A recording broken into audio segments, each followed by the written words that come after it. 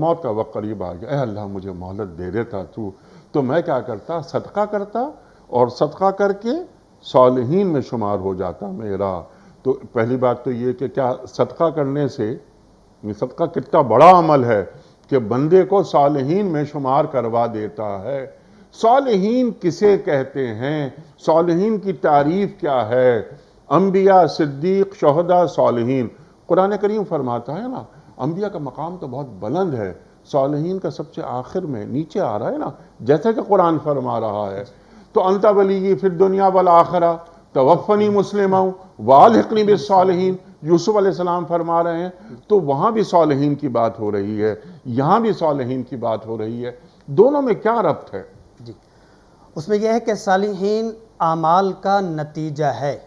ربی حب لی من الصالحین، اے اللہ مجھے ایسی اولاد عطا فرما جن کا آخری انجام اس پوائنٹ پہ ہو اور اس نتیجے پہ ہو جس میں آپ کے ہاں وہ مقبول ہو جائیں۔ اور والنبیین والشہداء والصادقین والشہداء والصالحین وحسن اولئک رفیقا، وہاں پر بھی صالحین کا لفظ آیا۔ اور من عمل صالحا، اور سورۃ فرقان میں بھی ہے، 19ویں پارے میں بھی ہے، عمل عملا صالحا بھی ہے، اور صالحین کا لفظ بھی بارہا پہنچا ہے۔ تو اس میں یہ ہے کہ آخری نتیجہ اس میں بتلایا جا رہا۔ انبیاء علیہ السلام اپنی اولاد کے لیے، زکریا علیہ السلام ربی حب لی من الصالحین، اے اللہ مجھے صالحین اولاد عطا فرما۔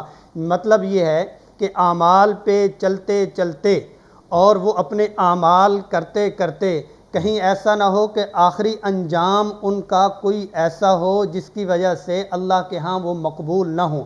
یوں سمجھ لیں، اس کا دو چار لفظوں میں اگر اس کا نتیجہ اور نچوڑ دینا چاہیں، صالحین وہ جماعت ہیں جن کے اعمال اللہ کے ہاں مقبول ہیں۔